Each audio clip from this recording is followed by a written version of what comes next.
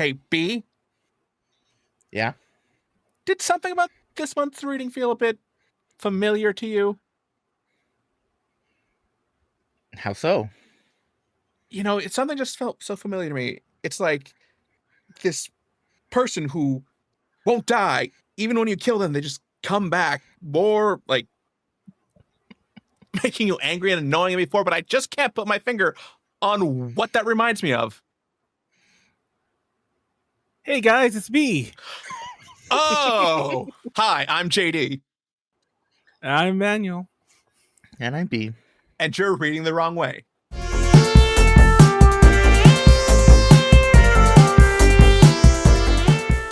Welcome to Reading the Wrong Way, episode 13. Tomie, this is going to be our final, regular episode of our first season. B, I believe this was your pick again. Do you want to go into more explanation of what Tomie is? It was, and I just want to say, oh man.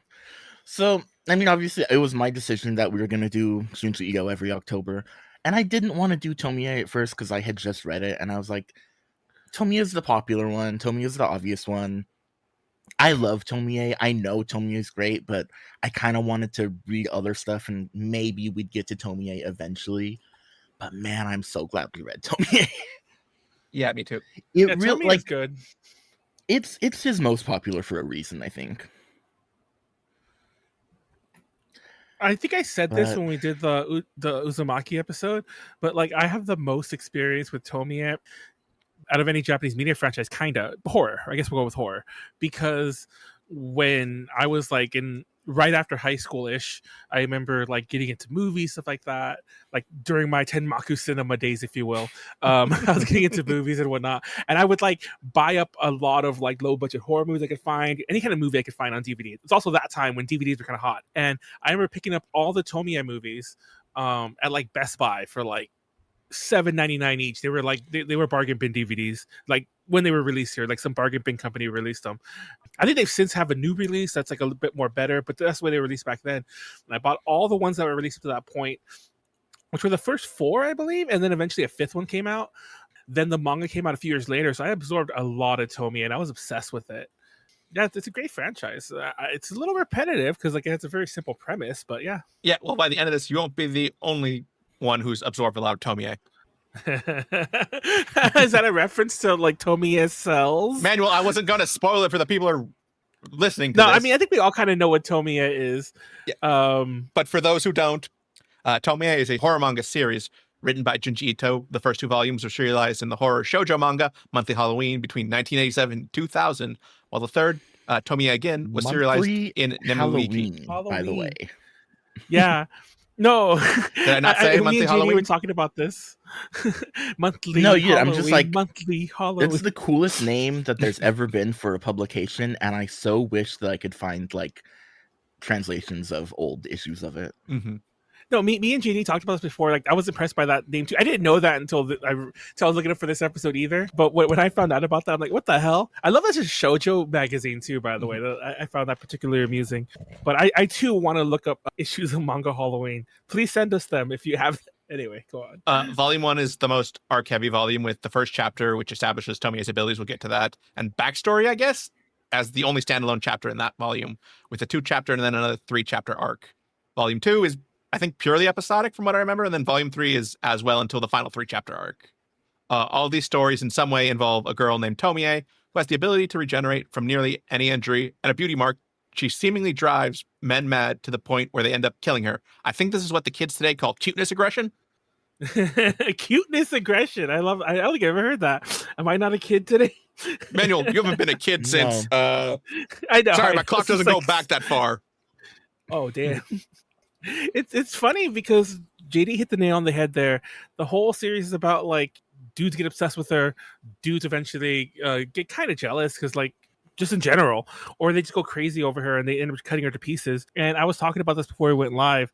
In another universe, if it was written by another author, I think this could have been a feminist manifesto almost, but it isn't. I still think that themes can be read into it. But who are you and what have you done with Manuel? Yeah, exactly. Here I have talking about themes you can read into it. Read into it. Yeah, over here, like the curtains are blue guy. But no, like part of me wonders, like, is there are a couple chapters where I'm like, did Tomie really do anything wrong? But just like a modern Marvel movie villain, eventually she will do something where it's like, oh yeah, okay, she is bad, you know. But Tomie is interesting because it's whatever she is. It's like, I mean, so I think the first chapter you can read her as this like Laura Palmer-esque character. But the further you get into it, Tomie is like a parasite. And this is the way that she survives and the way that she sort of proliferates whatever her thing is. And it's like, did Tomie do anything wrong? Ooh. So the first chapter, it's not really an origin story. And I want to get into this one in depth because a lot of it does stem from this chapter. Mm-hmm. I don't think this was meant to be the first one. By the way, one of the movies does adapt this chapter pretty much like note for note.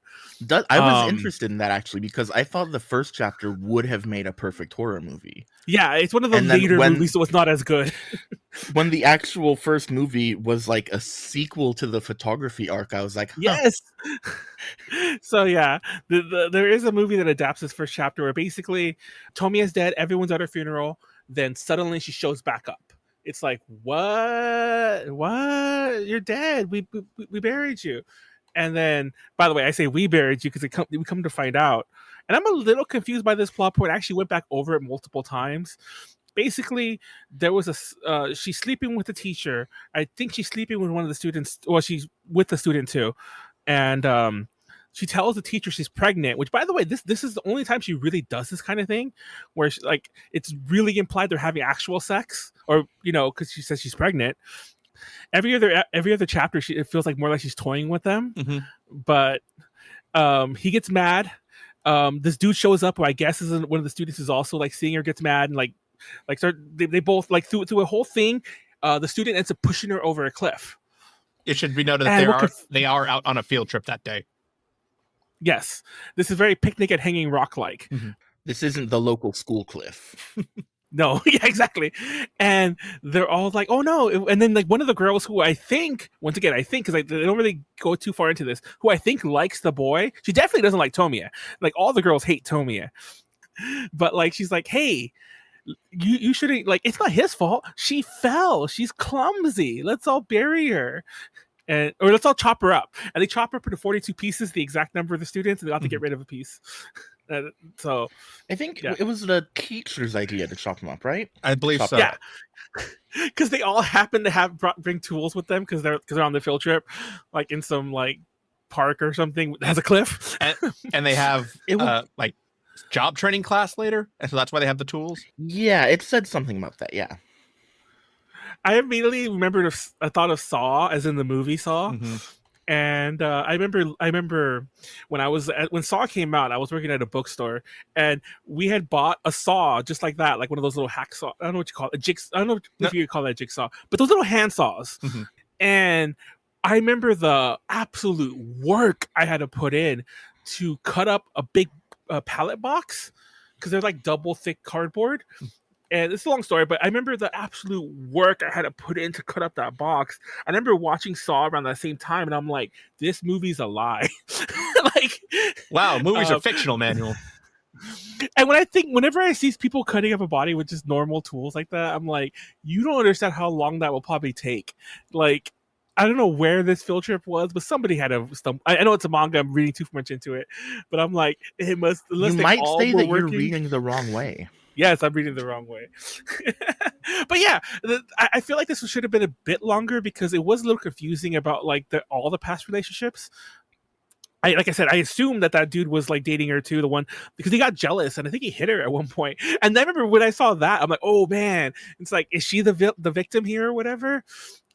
So yeah, but yeah. Then she comes back, and you want to continue that? I would say you forget the part that after she falls, they realize she's still alive, and then they like seal the deal by driving something through her heart, and then they hack her up. Oh, I forgot about that. Yeah. Actually, they hack her up. They give each child a piece to scatter about town. Her only friend Reiko gets the heart and tosses it off a bridge into the river. Back in the present, Reiko and Yamamoto, the guy that kind of likes her, I think she has her eyes on, that's not Mr. Takagi, their teacher. Yes. Are telling everything to the police, and the rest of the class is trying to stop them. They catch up to him and they beat him up, but he still tries to run until Tomie appears. Whatever she does to them does indeed drive them insane. It seems Yamamoto was later found crouching in that same spot, but his mind was gone. Reiko narrates what happened to her and the rest of the class. She moved a few days later, but lost a decent amount of the memories of what happened. Several classmates of their school left, and at least 2 killed themselves. She doesn't know what happened to Tomie afterwards, but she's convinced that their killing her was just a mass delusion until she runs into a ghastly, deformed Tomie on the beach. Okay, it's implied because she threw the heart into like the river. Mm-hmm. And I guess that's the heart coming back. By the way, this series is really inconsistent of how long a new Tomie takes to form. Sometimes it's like weeks or a month. I remember there was a chapter where they did say it was a month. Sometimes it's literal hours. It takes the amount of time that it needs to take to tell the story. Yeah, don't try to explain that to Manuel. He'll just complain about something there. Yeah, so I know Manuel wants everything to fit into like a Wikipedia page, but sometimes that's just not how stories work. It's okay. I hate you guys. But what bothers me about this plot a little bit, besides the fact that things aren't really explained, why did the whole fucking class agree to cut her up? Like, were all the boys like involved with her to some degree? Obviously, I guess we could assume all the girls hated her. But I thought that was a really weird thing. Like, I thought the teacher was going to threaten them or like, I'll kill you too, or something weird like that. But no. I mean, I think it was a combination of the obsession she kind of creates in people along with their desire to protect Yamamoto, who that they feel is kind of innocent in this regard. He didn't really mean to kill her. She just ended up falling over to her death. I think he meant to kill her, for the record. But it's funny how like untomia this chapter feels and later on, which is probably why later chapters I think were referenced that things might have taken place before this one. But this does seem like a good origin story. Mm-hmm. Like, was this the first Tomie? I don't think so, but it could have been. It could have been. I think it's very easy to read it as the first time. Mm-hmm.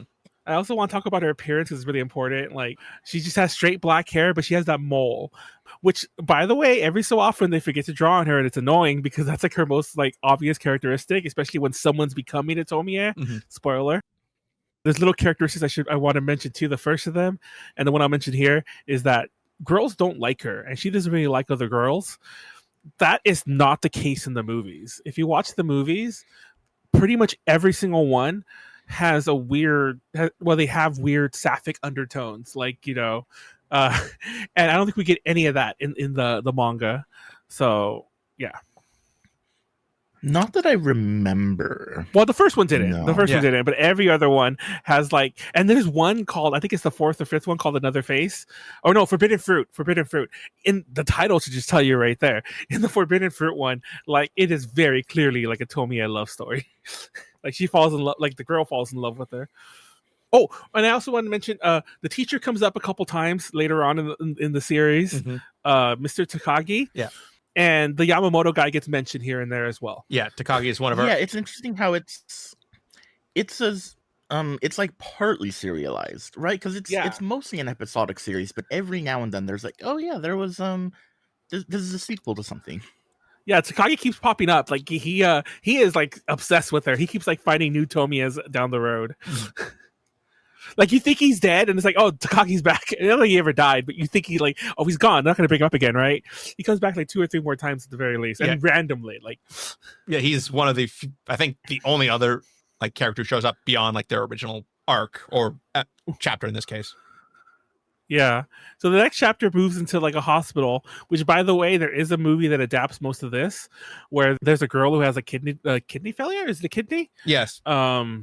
Yeah, she has kidney problems and she's sick, and the boyfriend of her, well, they're not boyfriend and girlfriend, just like, you know, childhood friends. Mm-hmm. Like he comes visits her, and then Tomie shows up, Manuel, which is like, I guess, a classmate. Yes. So we can actually use their names. They are Yukiko and Tadashi.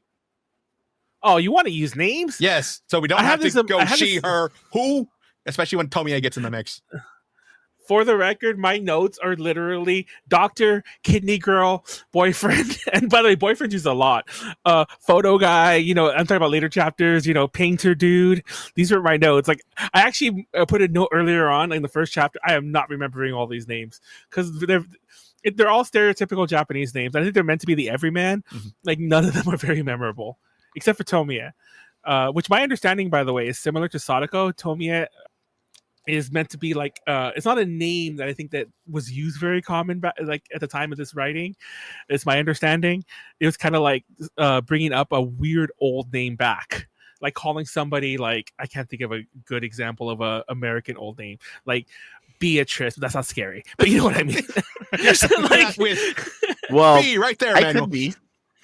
Oh, okay, shit. There you go, like B. Was that not intentional? It was not intentional. It really wasn't. Gertrude. I can't think of another one. Okay. It really wasn't intentional. I was trying to think of an old name. Like something you don't name people really anymore. Like something that's not like, I don't know, Taylor. Anyway, I only say Taylor because Taylor Swift. But anyway, I say that now in case somebody watches 100 years from now. That's it. There are interesting like overlaps between Tomie and Ring. They came out sort of close together. Tomie is older by 3 or 4 years, I think. Yeah. 5 years. A lot of interesting overlaps. I mean, the movies look.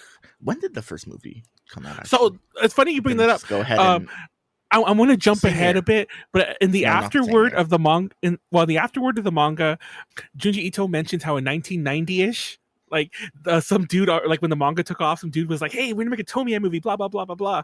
Like all this stuff's gonna happen, and it didn't happen for 10 more years. It was the same year. Yeah, I remember reading somewhere like in a Rue Morgue or something, like a horror magazine, a U.S. horror magazine. Somebody was interviewing the a director of a Tomie movie, maybe Junji Ito, I don't remember anymore. But they were mentioning that the Tomie movie eventually went into production because of Ring. That makes sense because Ring did a lot for like the Japanese horror industry. But yeah, the second chapter, Yukiko, Kidney Girl.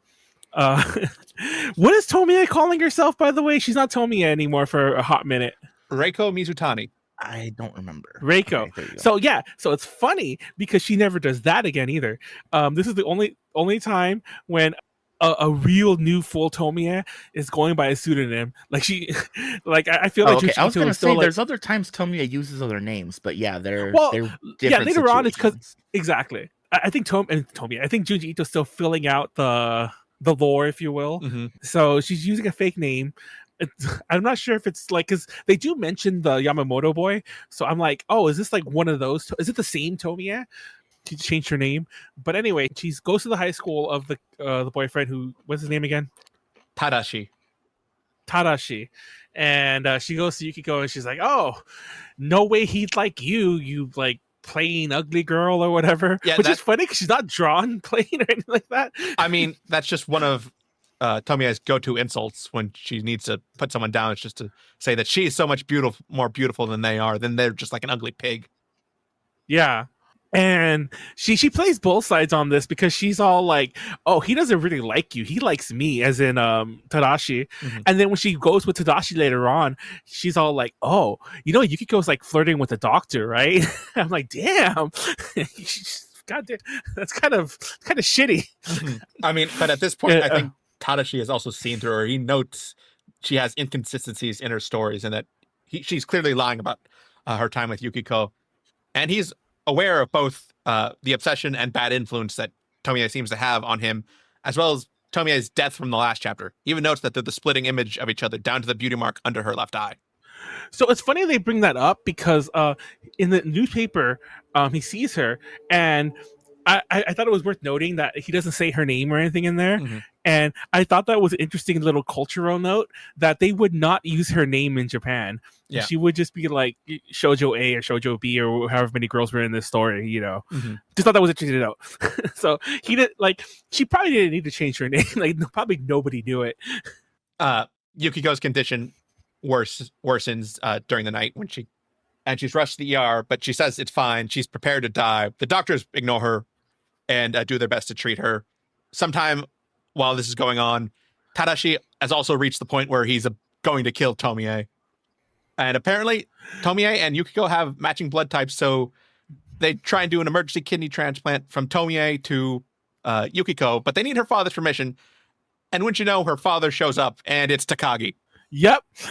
I thought he already came back. I was like, what the fuck? But that tripped me the fuck up. So are they living together? Are they shacked up? No, Manuel, did you not read the start of the chapter? What? The start of the chapter notes that Takagi has escaped from the mental health care facility he's been in since, I believe, the end of the last chapter. Yes, but I mean, like, now it's like, I don't know what the time frame is. I guess it was probably just a day. Mhm. But like, how long was that escape? It's like, is she living with him? Because like, why did he show up? Or did he just like? I think he's just obsessed and always on the lookout for her. Also, I want to point out when Tadashi killed her, it comes out of nowhere. Mhm. Like JD said, like he was kind of vibing, like this is kind of odd. Like some shit's going weird here. Mhm. But like he didn't really seem like it, once again, like the lore, it didn't seem like he was obsessed with Tomie. It was kind of just like it was almost preemptive, I feel. Because it comes out of nowhere. I actually had to go back and like, did someone else pop out in the alley? But no, it was him. I also want to point out he stabs her in the face. I just wanted to point that out. It's crazy. Mhm. I mean, for someone as vain as she is, probably the worst or the way she would least want to die. Yeah. So yes, but yeah, so go ahead. Mr. Takagi appears and claims to be Hanako's father and gives his consent to donate her kidney. Hanako being like we need a generic Japanese girl's name for like the Jane Does. The character for Hana also includes death, so I don't know if that was like, you know. Oh, are you sure it's that one? Again. I would assume it's just spelled like flower, or yeah, flower probably for Hana. No, Hana, like the kanji for Hana, Mhm. it's not also death, but it includes the character for death. Okay. So yes, Yukio That's what I meant. makes Like, a recovery after receiving Tomie's kidney, but she stops eating for some reason. Her stomach also begins to make her look like she's pregnant, and she gets into intense pain. They rush her to the x-ray room and find what looks like a fetus inside of the transplanted kidney. As they cut Yukiko open, the fully grown head of Tomie pops out and announces her name. This one's great. This one's I love a lot of these feel very much like Junji Ito doing his sort of pastiche of familiar horror subgenres, I Mhm. guess. This feels very much like a Cronenbergian thriller. It has like the very like sterile hospital setting is really suited to this sort of era of David Cronenberg. And then the body horror, the specific way he draws her face at the end.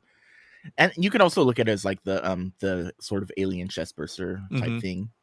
Yeah, we see Yeah, a lot really of great, really body fun horror genre. in this one with just how Tomie like regenerates and twists into new forms or mutilates kind of Mhm. people as she comes out of them. So we're finally getting some full lore. So they pulled the head out, they pulled the kidney out, and like they're already like, oh, both are like growing. So they're sitting there. Some of the doctors are talking, and one of the doctors is all like, "Oh, she's basically a worm.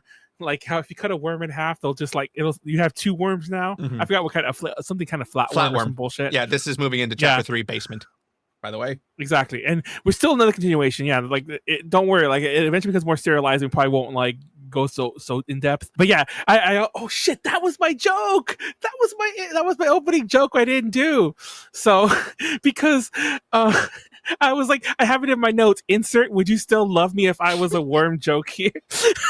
Tomie answers that. Would you still love me if I was a worm?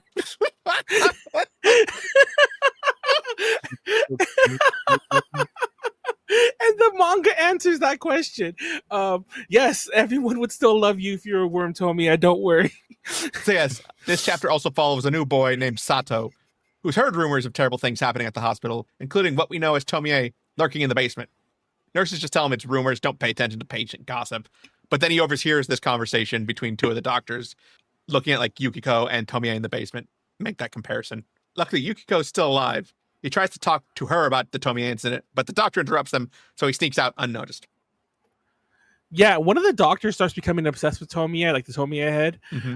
Not the main one. The main one's like some bearded dude. Yeah. But one of the other doctors, who I think only got introduced in this chapter, maybe it was in the other one. I don't remember. But he started becoming obsessed with her. By the way, the image, and I'm jumping ahead a little because I mean we know what's gonna happen.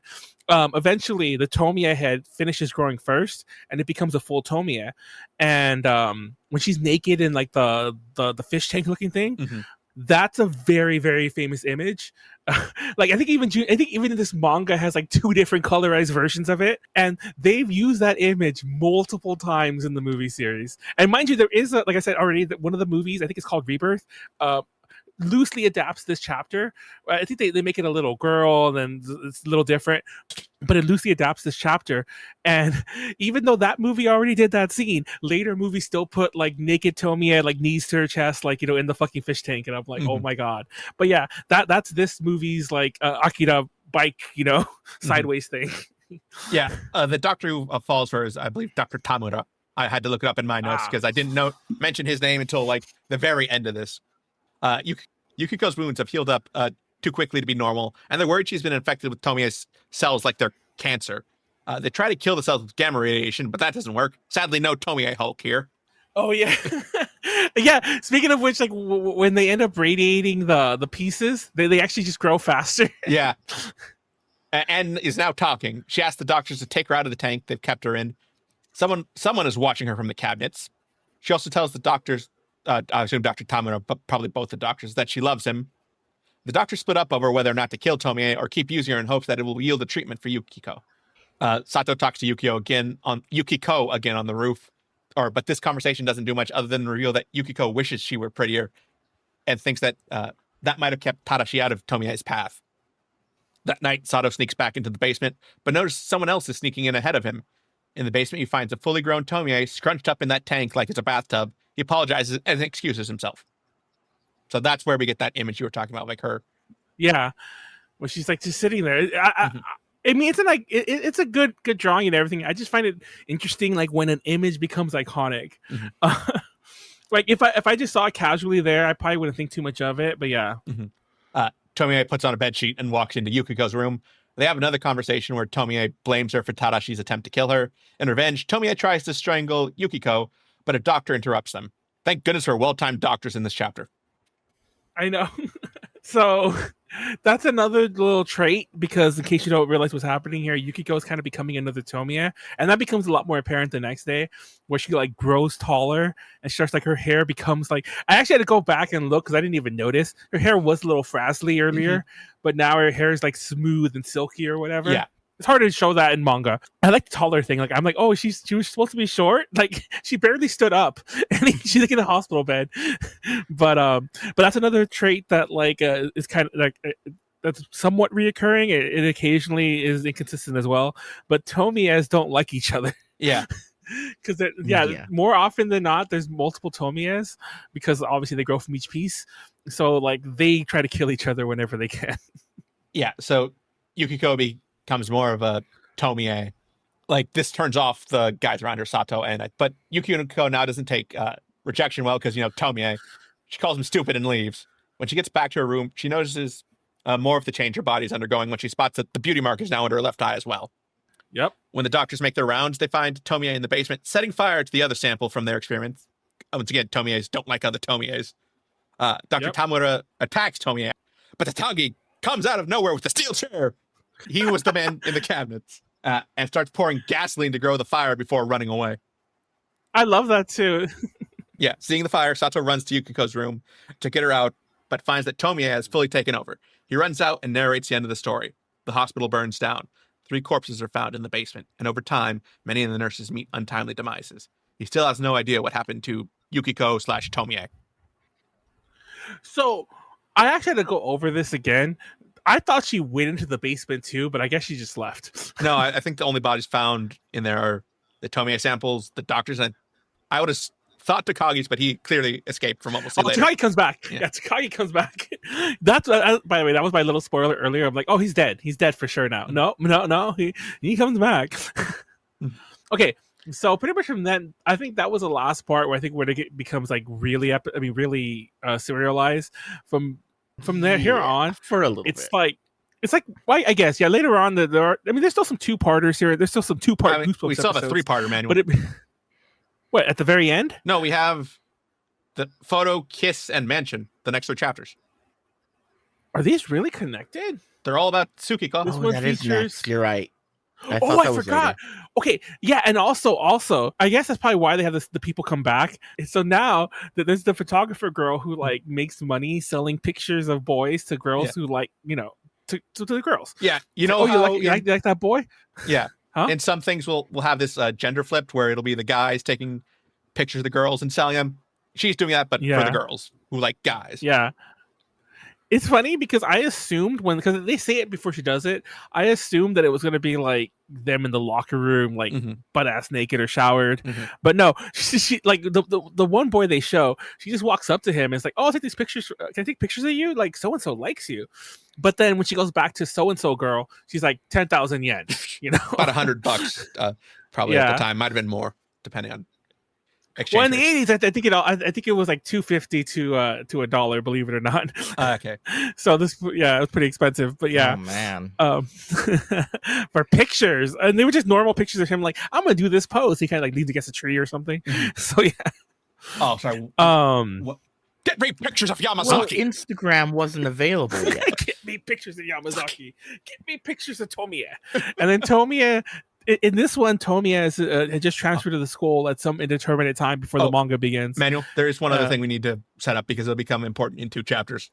What? It was a dark and stormy night. A young woman is talking with her older father when someone rings the doorbell. She goes to check the door, and it's Tomie asking for shelter from the rain. That happens here? That's the start of this chapter. Yeah. Oh, yes, it does become important for like 2 more chapters. Way later. But that's the start of these events, and then we cut to a few months later where Tomie is at this school. We meet Tsukiko Izumisawa, who's... By the way, this is really late, but I want to say it now because I'm going to forget, and I wanted to point this out about why that first chapter might have been an origin one. We mentioned Reiko being her best friend in that chapter. What I forgot to mention there was that Reiko is a childhood friend of Tomie. It's the only time, except for way later on, it's the only time that we ever hear somebody growing up with Tomie, which I thought was interesting to know. Yeah. Because apparently Tomie is always this age, kind of. Anyway, so pictures selling. Tomie is transferred to the school, I guess, because the old man, which we'll get to eventually. She's now head of the ethics committee. Yeah. And she has 2 goons, like literally 2 goons who are like just obsessed with her. They go with her everywhere. And she's like, she confiscates the photos and gets her in trouble or whatever. Her being the photographer girl, what's her name? Sorry, it's Tsukiko Izumisawa. Sorry. By the way, I don't remember if they said her last name the first time, but it's Tomie Kawakami. And I think this is the first time they say her full name. I think because I don't remember hearing it in the first one. And yes, she never uses. Not in the first one? I think it was in the first one. But she never uses she never does the Reiko thing again. No. But anyways, so Tsukiko is now suspended from school, which by the way, apparently Tomie has done this to other girls she doesn't like or whatever. And she takes pictures of Tomie like, wait, why did she take the pictures? Is there a reason why Yamazaki asked her and she likes Yamazaki, so she wants to get a bad photo of Tomie, but Tomie is just too photogenic in this part. But then when she develops them, Tomie is like splitting up. Yeah. Like it's like Tomie with a little Tomie coming out. Some real cool panels in this one. Yeah. Love the full page of her on, I think it's 145 or so. The full page of her head splitting. Yes. It's funny because that's in the what trips me up about the pictures, I get that when you take a picture, it'll be the Tomie coming out of her head. Why did the rest of the picture change? I don't know if you understand what I mean, but like the pose isn't the same. This bothers me. I don't know if this is just a manual thing, but I felt it would have been a lot scarier. And by the way, the movie version that did adapt this, the movie version eventually does show that like it's Tomie walking. It's just growing outside of her head. In the manga, Tomie, even though the picture was her of her walking, the picture is now her with her hands all like all clawed up, like doing an evil witch looking face. And I'm like, that doesn't make any sense. Like she wasn't posed like that when you took the picture. But whatever. Yeah. Whatever. So Tsukiko originally thinks these are just double exposures, but it's in every photo and each of them is equally terrifying. And I thought I couldn't take a photo. You can't believe it was double exposure when she's also doing the fucking cat claw witch pose. You know what I mean? I don't know, man. I've never developed I photos. didn't take these pictures. Like, when did they change? Like, she wasn't walking like she wasn't walking and hissing as she went. But Tsukiko sees this as an opportunity. She makes copies of all these photos and throws them out the school windows for everyone to see. It goes a bit too well as Yamazaki meets her in the entrance and tells her to hide. Tomie is not just mad; she's out for blood. Oh yeah, she gets the goons to try to kill her. But then it turns out, and then Yamazaki saves her. But then it turns out, haha, Yamazaki was already obsessed with Tomie, so he betrays her, and he's all like, well, he tries to kill her, and he's all like, ha, I just wanted you for myself, so Tomie knows that I killed you. So yeah, she throws acid in his face, and he wears an eye patch for like the rest of the things. And the first movie stars the dude with the eye patch at the very beginning, and it's this dude. Anyways, she escapes, goes home. Everyone's whatever. Tomie comes to visit. I love that the mom just lets Tomie in and then leaves. Like, mind you, like a nice girl. I mean, but at this point, Sukiko's been like suspended, broke her grounding. I guess she doesn't know about the events at school yet, but I also need to point out that when Yukiko's at home, she's wearing a shirt that just says Willy Wonka at the Chocolate Factory. Yeah, the Willy Wonka shirt's great. I'm like, what? And I can't help. I assume Peak that's original. fashion. I mean, yeah. I'm like, I assume that was always there, but okay. Also, Tomie shows up with snacks. She's like, gives her drinks, and she's like, I have snacks too. And this also flies in the face to what we learn about Tomie later on, because later on, Tomie will not eat anything, and I kid you not, but caviar and foie gras. I can't. Yeah, she would literally not eat anything else but that for like multiple chapters after this. But here she just gets snacks in the convenience store. Probably like fucking rice ball. We don't see the snacks, but like I assume rice balls and like something, I assume it's also just a tactic to try and make her seem like she's cooled down from trying to kill her, 2 hours ago at most. Yeah, there's manipulative Tomie, and then there's, totally open about how like narcissistic and materialistic she is. Tomie, she's obviously acting different here. Yeah, we start learning that Tomie doesn't just split up when they cut her up, like when people cut her up. She also just splits up on her own. Like, I don't know, I'm sure there's some other creature that does that. But when she gets like stressed out, or when she gets like, I guess just over time, I think it's they kind of imply it's like stress. Another Tomie is like coming out of her head. Mm-hmm. Yeah, some other Tomie is coming out of her head, and while she's doing this whole thing with Sukiko, oh god, these names. Why is everyone a ko? Anyways, because it means child in Japanese, so it gets appended. I know it's a diminutive, but still, it's like not every female Japanese name ends with ko. But yeah, when Sukiko when they're talking, it starts happening. The goons rush in, they tie up Sukiko, and they're like, "Oh no, Tomie is like it's happening," and then Tomie is like, "Cut it off, cut it off, cut it off." And I kid you not, they try to cut it off, and then when they're done, they're like, we got it. And it's like, wait, we cut off her head. Yeah. Her whole head. Though, I do think you missed something that will become important later. Sukiko calls Tomie a monster to her face, and we learned that she doesn't like being called a monster. That is one of her, it's triggers, yeah. Like, if you want to see her and that's angry, actually when she starts exploding. Mm-hmm. Which, by the way, it doesn't really come out right away. It's just like a bunch of hair start coming out of her face. So yes, after beheading Tomie, they realize they got to get rid of the only other witness, Sukiko. While they're considering that, Tomie's head tells them to burn the growth before it can get any larger. It seems that burning a Tomie is one of the only ways to fully dispose of them. So the boys leave and don't bother to untie Sukiko, who'll be left like that for a week until her mother's gone. But luckily, she breaks out, I think, the next morning. And then Tomie gets up. Yeah, the rest of Tomie's body gets up and starts growing a new head. Thankfully, it ignores Sukiko and just leaves. Sukiko manages to break free, but she's never able to clean off all the blood Tomie's body is left on the walls, which moves us into Chapter 5, Kiss. Eye patch dude. So Sukiko wakes up and realizes that wasn't a dream. Oh no, eye patch dude shows up. He feels remorseful. He gets beat up by the goons. Yamazaki is the eye patch guy. It doesn't matter. Well, Yamazaki's the eye patch guy, but the goons don't matter. They're Taichi and Kimata, by the way. I actually have their names because one of them keeps popping up. Mm-hmm. But he even pops up way later on. Not way later on, but like later on. Oh no, it's the same chapter because it's the same little like arc because he pops up in the old guy's house. Anyway, he feels bad. And feels bad.jpg, and he's all like, they kind of beat the sense into me. Because Sukiko finds him. Mm-hmm. It's like, oh, they beat the sense into me. Take me to the police. She's like, no, you have a fever. I'm taking care of you. Mm-hmm. He's like, no, the police. Well, I still have my senses. And she takes him home. Yeah. What is the purpose of this other girl? You mean that when her friend just comes over? I thought she'd be important. Yeah, I thought that would be important when the other girl shows up. I thought she'd become a character, or she'd have a plot point, but one of her friends shows up and she's like, oh, are you sleeping with Yamazaki? It's like, no, I'm just taking care of him. She's like, oh, okay, but you're sleeping with him, right? She's like, no. And that's pretty much it. Yeah. Like, I don't even know why she's there. I It is, assume like, it's just it to is kill time obnoxious. until Taichi and Kimata show up to, kill them. It's because he turned in a chapter and they're like, bro, you're missing 4 pages. And he's like, okay. And this is when the friend comes in. Eventually, like, it's like, Yamazaki. He's like, what? I hear Tomie in the house. So Yamazaki has to figure out where the fuck Tomie is calling him. Meanwhile, the goons show up. The goons like break in through the window.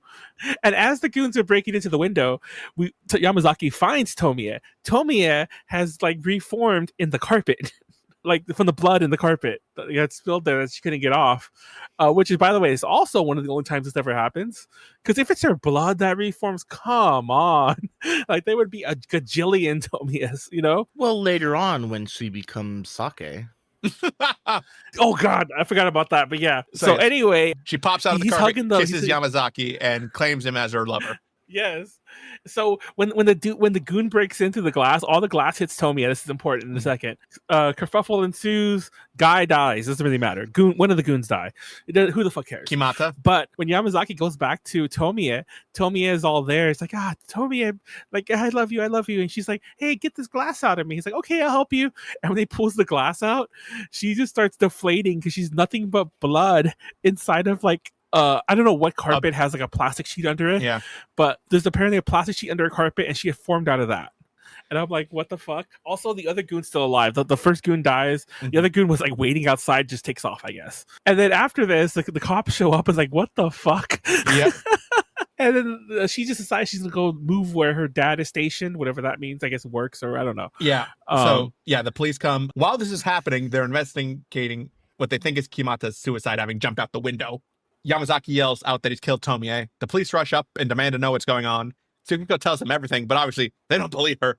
Doesn't help that the new Tomie now looks like a sheet of plastic that you tack under your carpet. We cut back to the house from the start of the last chapter, where Tomie is crying her eyes out to the old man, telling a version of the events that seems very slanted in her favor. The other girl from the opening doesn't seem to be there, but the old man treats Tomie like his own daughter, so maybe she's pulled a kill and replace. A few days later, we get more of the police interrogation of Tsukiko about the events in her home, and they conclude that Kimata did kill himself. And without a body or a match for all the blood, they can't really charge her with anything. This is specifically for Tomie. Tomie herself made an appearance at school and withdrew. After all that, Tsukiko leaves this school in town and says goodbye to her friend Michiko before going to visit Yamazaki at the hospital. Luckily enough, not Morita Hospital.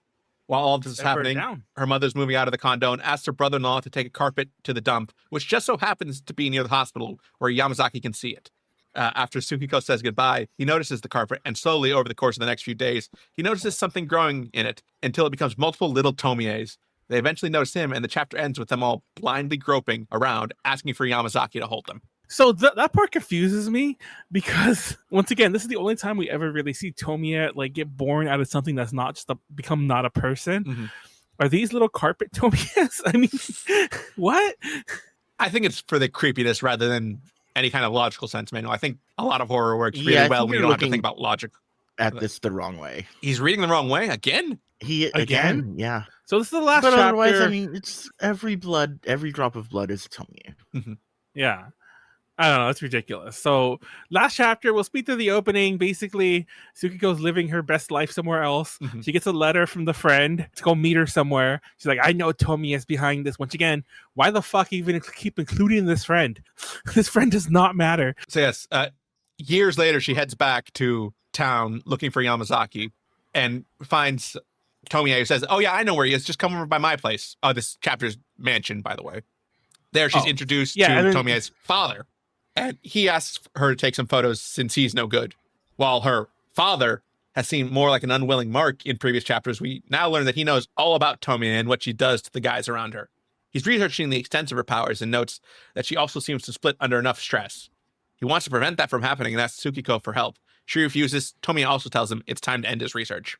So yeah, he has a Tomie head like in a jar. Mm-hmm. That's apparently like an acid so that it can't keep reforming, but it also won't die because it heals that fast.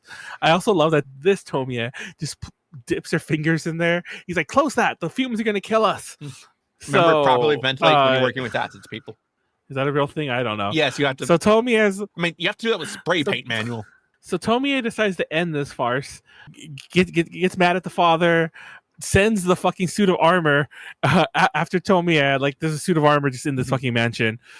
Tomie gets chased upstairs. She finds that the real old man has been kept alive, like in a fucking box, like a little like kind of thing you put like a pet in. Well, really, I thought it was more a not cell really. that they somehow had like an old time jail. What's it?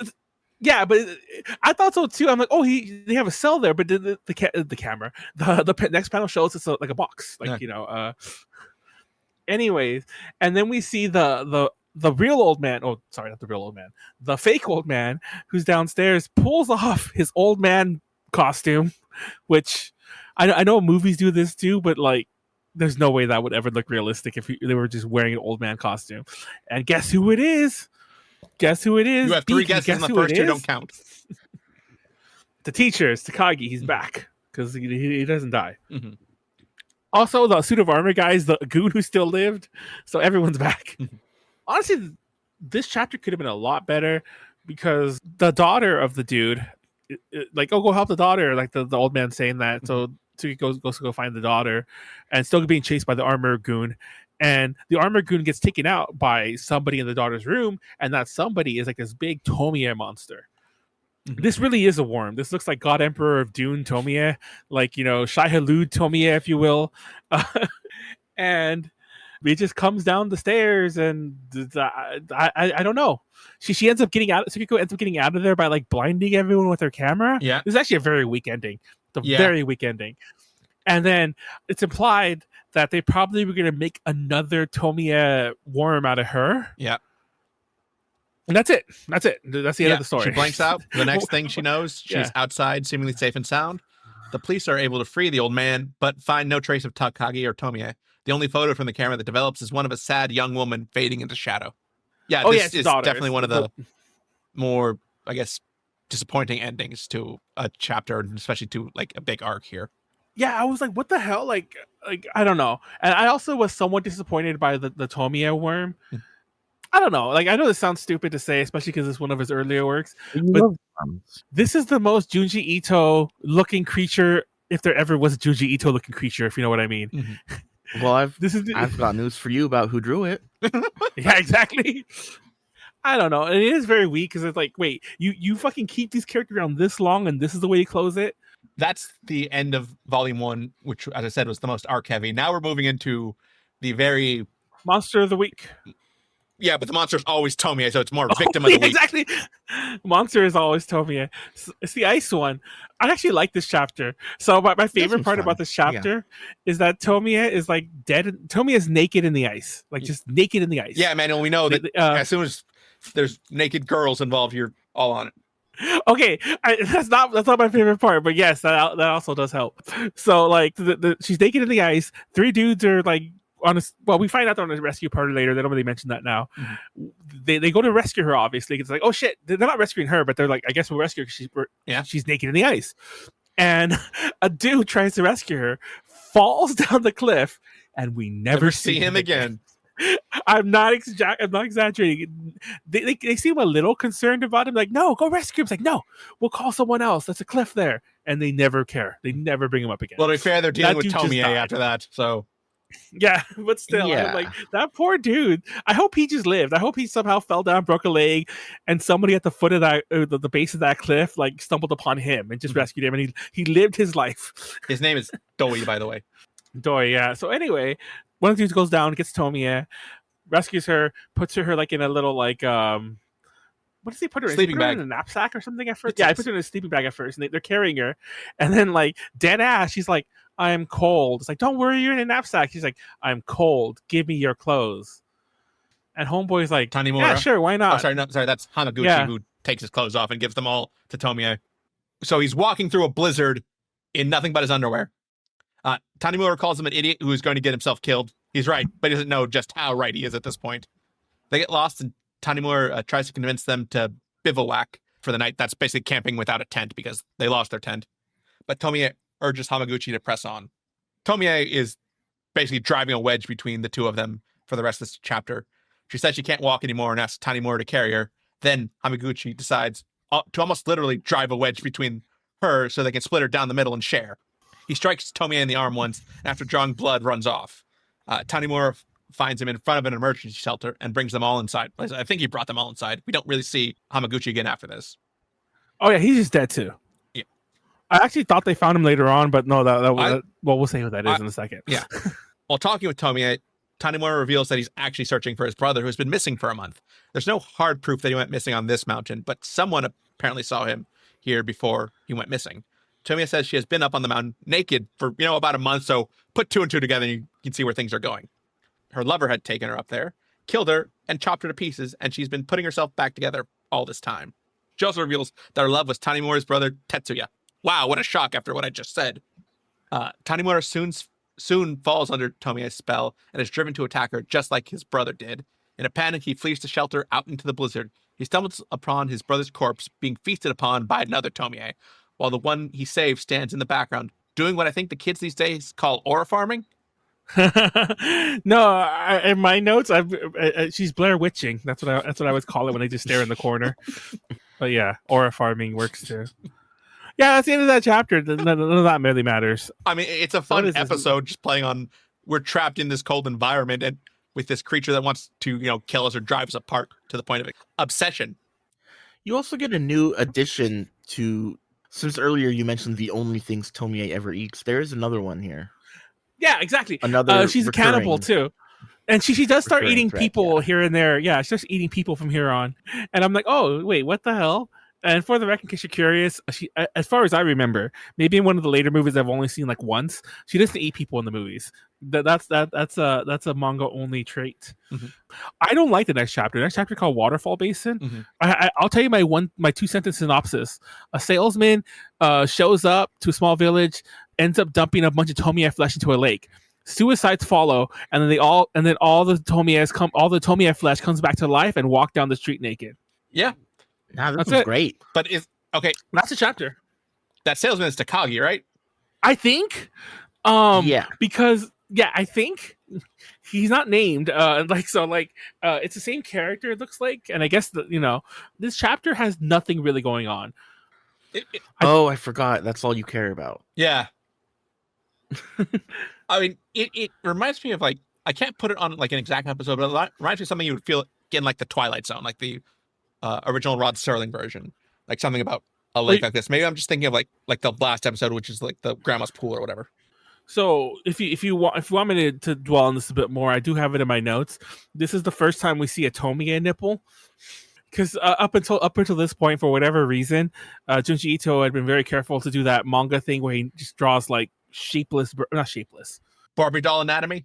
Yes, exactly. Where everyone but Tomie is just like whatever, just blank, maybe like an ass. But there's a lot of ass at the end of this one. But because there's a lot of Tomie nipples too. Like out of nowhere, he decides to like dot the eyes, so to speak. Because they all come out of the water, and I know this came later, but they all come out of the water. Like if you ever see Land of the Dead, when all the zombies just realize that they can't die, so they walk across the moat and they come back up because they all come up, and there's a bunch of Tomias, which by the way, fucking inconsistent because these Tomias don't seem to hate each other. Like you think this would be a Tomie war, and fun fact, there is a movie called Tomie versus Tomie, which honestly is not an adaptation of anything, but it does involve this scene. Okay, so yes. So Takagi, or the salesman who looks like him, comes into town, offering to sell someone this seed that will, cure this dying town. It's like a plot of something like The Music Man or something. Like straight out of the music. I don't know musicals, I'm sorry.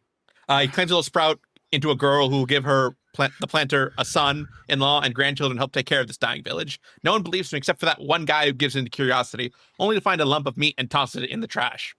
He then becomes like persona non grata in this town. They chase him until he's about forced to jump off a waterfall. To reason with them, he just tosses all the product into the waterfall basin, and that sprouts into the Tomies, which start provoking a wave of suicides by the young boys in this town.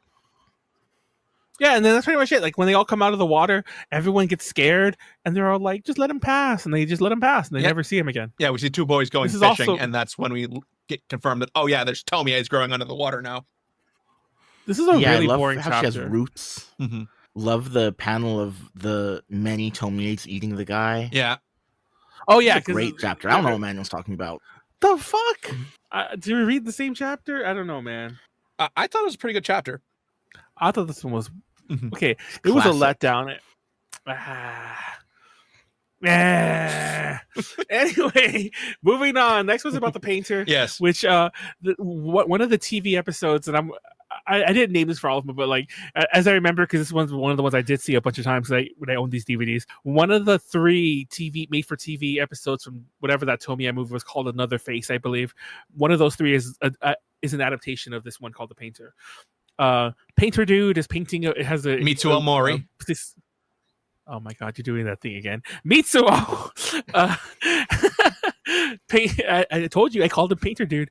Mitsuo has a successful gallery opening where he's like painting this girl. I can't remember her name. Nana. I'm sure you have her name. Nana. The thing's called Nana, and it's all about her, like, whatever. Tomie shows up. It's like, this art's crap or whatever, and then she leaves. Back at his studio, he's painting some more Nana. That sounds a weird sentence. He's painting some more pictures of Nana, and Tomie shows up, and Tomie is all like, "Oh, you're Nana." Well, turns out Mitsuo was talking all this shit about you last night at the gallery opening. He said you're terrible, you're ugly, blah blah blah. And she's like, "What? No!" And she runs out crying. Nana does. And then Tomie sits down, is like, paint me," and he's kind of like, I'm kind of feeling the Tomie vibe, so I'll paint you. So he paints a very normal picture of Tomie, just Tomie, like what it is. And Tomie comes over, it's like, "What the fuck is this?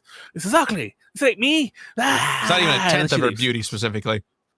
Yeah, but yeah. And then she leaves. She's upset. And that's pretty much it. And from then on, he becomes obsessed with her, starts drinking, doesn't paint anything else. Well, paints other Tomie, but you know what I mean. He tries to get Nana back, and Nana's all like, and he's like, "No, you're." Now he actually says it pretty much. And now that part comes true. He's like, "No, you're not good enough. Get out of here." And she's like, "Stop toying with me." Basically, yeah. I feel bad for Nana. Yes, poor Nana. She lived. While drowning his sorrows one night, he talks with another painter about how a sculptor is currently using Tomie as his model, and gets shown some strange photographs of Tomie's twisted face. Why the hell is she like just with the art community this arc? Because she wants to preserve her beauty for the future. It's not like she's functionally immortal. Okay, so this is a perfect example of what I said earlier got wrong. Notice how the picture is what I said the other picture wasn't. How this is just Tomie walking and the face is coming out of her.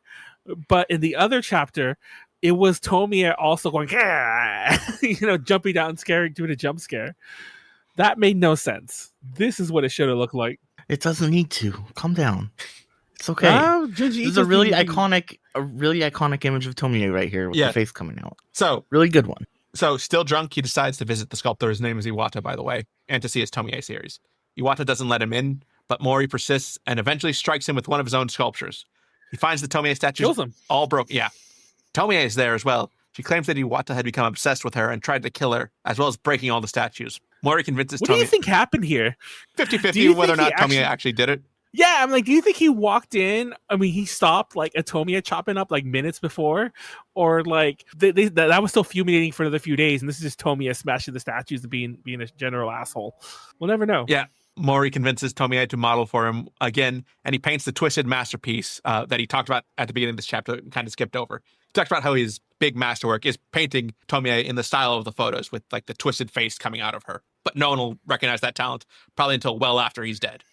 So he paints that twisted masterpiece, which obviously Tomie rejects. It doesn't show the beauty that she wants to preserve for all of eternity. She calls him the worst painter in the world, and in his obsession-fueled rage, he tries to kill her. He notices the pieces he cut her into regenerating into new Tomies, and slowly awaits his fate, unable to move. So this upset me too, the ending. And I know it's kind of a trite, almost overused thing, and it was actually the plot point of Mermaid in a Manhole, but I wish there would have been a little bit more. Maybe he painted with her blood. Maybe he just like threw her like flesh on the canvas, something like that. Like I feel this is a weak ending, like actual ending, like the last 2 pages. Like this is a very Lovecraftian ending, and by that I mean Lovecraft can never stick his landing. This just felt like he just stopped. Like he just stopped writing. And then he laid down. I'm like, what? I think part of it's just painting. Also what obsession drives him to. Moving on to chapter 10, Assassins. A guy named Tetsuo sees Tomie being attacked by another man. He intervenes and tries to get her help, but she just asks to be taken to his place and later buried in the middle of nowhere. He does that, but he finds a new Tomie head growing in her chest not long after. This new Tomie mistreats him, but he still serves her, and I think this is another one where she's asking for caviar and foie gras. Yeah, for the record, you skip the most important part. When he takes the head out, she's like, burn the body. He's like, no, I can't. Like, she's dead. Yeah. He's like, burn the body. He's like, she said that she wanted that. I'm doing that. Yes. He's like, you're gonna regret it. And he does, because they learn the next assassin that he stops was sent by the original Tomie, and new Tomie, he like meets up with both of them, and they keep going like back and forth on which one he switches allegiances at least once in here. He finds the original, but she sweet talks him with praise for the things he's done that the other one insulted him for, and convinces him to kill her instead. There's like, I think it's cooking and like the things he bought her. The old Tomie praises him for when the other one just insulted him. Clearly, this one is a better manipulator. So, if you ever watched the first Tomie movie, B especially, you might recognize some of the imagery from this chapter, like when he's carried around the bag with the eye poking out. Yeah. Once again, none of this is really adaptation of like that first movie's not really an adaptation of anything, but there's a lot of images, I think, and themes that are shown. That's one of the images carrying the bag. I think that's the poster too. I think the poster is the fucking grocery shopping bag where the fuck it's supposed to be, and the eyeball just poking out. I also love that when they show the head, like he has the head where he wants it. It has like the little body. It reminds me of that meme of the Colonel Sanders meme when somebody's like, I just realized that the bow tie can be a stick figure. Oh my God. Like, and it looks like that meme because it's her head, a little stick figure body with like little ribs growing. Yeah, and she's like, and she gets really upset. She's like, kill the bitch, like literally. That's a direct quote. And then he's like, fine. And she's gone already though. She let herself loose, and yeah, they're fighting. Yeah, it's funny because like JD mentioned about the switching allegiances. I always thought that was interesting because like, wouldn't that always happen? Depends like, on wouldn't that always? how far I think they've developed. That one clearly knew if you want to get someone on your side, it's better to praise them. Well, especially when he's been berated so much by the, I guess, head Tomie. I don't know. I don't know if this dude just like is really in love with the head, but why not get with the body Tomie? Wait, that sounds weird. Yeah. You know what I mean? Yes, like the full one. Yes, I know. This chapter really goes nowhere. Hair. He ends up leaving with the... Oh, sorry. I thought you were talking about the next one. Oh, that's it. He just... you already mentioned it, but yeah, that chapter that goes nowhere. I don't like the chapter. I have it in my notes. This chapter only really exists to establish how strongly the Tomias hate each other. And that's pretty much it. Hair... I'm just gonna tell you this right now. This feels like part of that, and I know it's not the same plot line at all. But this reminds me of that thing of Uzumaki way too much. Yeah, the hair arc there, and I was just like, oh my god. And there's also some weird plot points in this one. So this girl finds a box of hair that her dad is hiding. She takes it, and I'm confused by that point. Has the dad been hiding this hair for a while? Was this like a childhood love, or do we have a weird? And I know it's always kind of like questionable with the age differences usually, but like if not, then it's really questionable, you know what I mean? Because like anyways, she takes the hair, shows it to her friends, and it's like, oh, it's really cute hair, which by the way, what the fuck? They're just playing with hair. Man, you just gotta buy into it for the story. Yeah, and she's thinking about the whole lovers thing and whatever. Once again, I'm confused about the timing of this, if it's like this is a recent thing or if the dad has been carrying this around for a billion years. But she thinks about the hair, thinks about everything, and dad's going crazy. Dad's like, where's my hair? Where's my hair? Hey, that's what I've been asking for the last 15 years, Manuel. That's funny. For those that don't have a video feed, bald. Yes.